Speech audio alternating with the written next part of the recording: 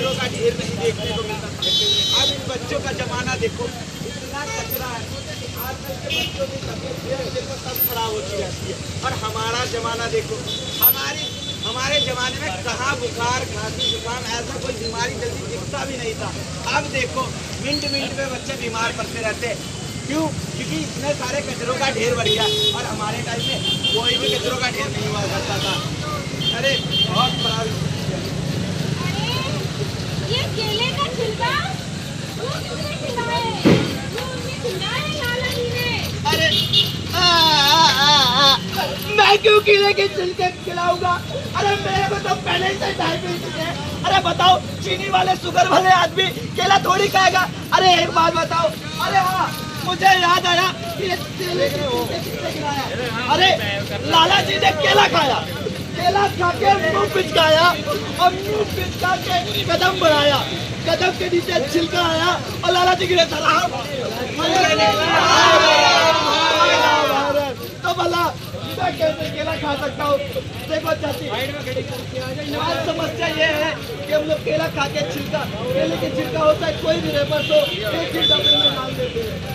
अरे लेकिन इसका उपाय क्या है? इसका उपाय है क्या उपाय है आप लोग जानना चाहते हैं? हमारे पास एक डस्टबिन होता है। कितने डस्टबिन होते हैं? हिंदी में कूड़ेदान, मतलब कि एक होते हैं, लेकिन हम एक कूड़ेदान का इस्तेमाल ना करके हम 4 कूड़ेदान का इस्तेमाल करेंगे। वो कौन से होते हैं? पहला सूखा कूड़ा। कौन सा कूड़ा? सूखा कूड़ा। दूसरा गीले कूड़े का डस्टबिन। कौन सा? गीले कूड़े का डस्टबिन। अरे भैया उनको थोड़ा दिखाओ भी तो सही किस टाइप का होता है। जैसे कि ये देखो, ये है सूखे कूड़े का, ये है गीले कूड़े का, ये हरा कलर का गीले कूड़े का जो हमारे किचन वगैरह से निकलता है। सब्जी का छिलका, फल का छिलका, जैसे कि और फूल, ये सब चीजें होती है जो हम इधर उधर फेंक देते हैं। अरे नहीं भाई, ये सब लोगों को ये मत बताओ। अगर इन सबको पता चल गया तो मुझ जैसे कचरे राक्षस का क्या होगा? हाँ। अरे कचरे महाराज, आपका क्या होगा? अरे वही होगा ना जो मंजूर खुदा होगा।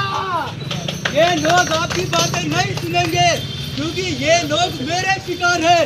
ये कचरा फेंकना अपनी जिम्मेदारी नहीं समझते। हाँ। अरे जिम्मेदारी नहीं समझते।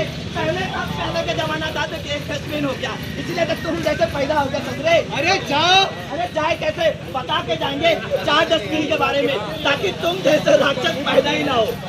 तो पहला डस्टबिन तो मैंने बता दिया, अब उसका काम कौन करेगा? अरे एक ही नारा एक ही बात, एक ही नारा एक ही बात, एक ही नारा एक ही बात, एक ही नारा एक ही बात। कचरा अलग अलग करना अच्छी बात, कचरा अलग अलग करना अच्छी बात, कचरा अलग अलग करना अच्छी बात। ये तो बता दिया आपने कि गीला कूड़ा कौन सा होता है, सूखा कूड़ा कौन सा होता है? अभी बताते हैं। सूखा कूड़ा वो जैसे कि हम कागज वगैरह यूज करते हैं, कागज वगैरह हम लिखते हैं, कुछ भी करते हैं, या फिर पेपर वगैरह हम कॉपियों से फाड़ लेते हैं तो वो इधर उधर फेंक देते हैं, या फिर हम गीले कूड़े में ही डाल देते हैं।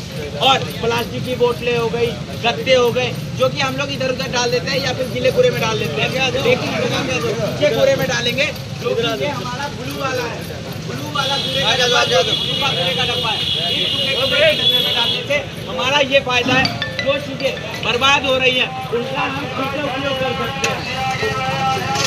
हाँ, और और ये जो काला वाला है वो हमारे डॉक्टर साहब बताएंगे।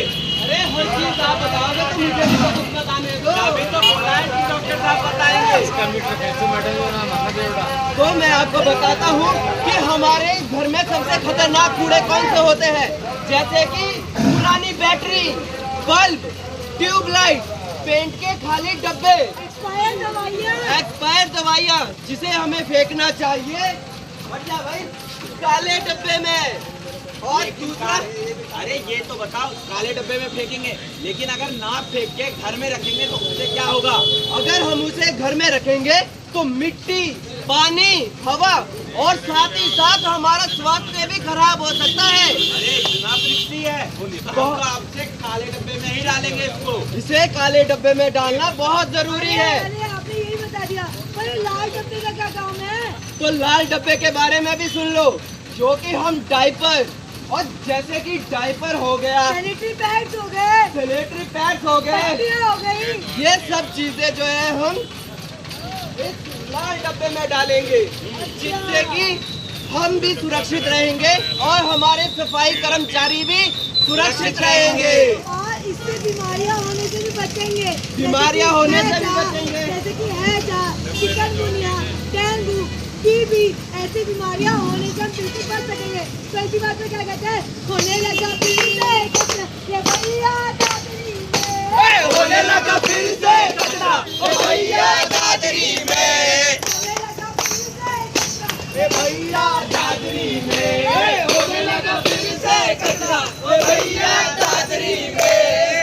अरे कचरा सफाई की बारी रे, अब की बारी सफाई की बारी है, देंगे सबको बात करारी रे, देंगे सबको बात करारी है, पूरा है जिसका नाम ये भैया दादरी में, पूरा है जिसका नाम, ए भैया दादरी में, होने लगे फिर से काम ये भैया दादरी में, होने लगा फिर से काम, ए भैया दादरी में।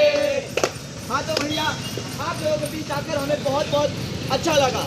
हमारा संदेशा यही है कि क्या होता है, अभी कोरोना काल में हमने खत्म हुआ है, वो एक दूसरे से जाकर सभी को बीमारियां फैलती हैं।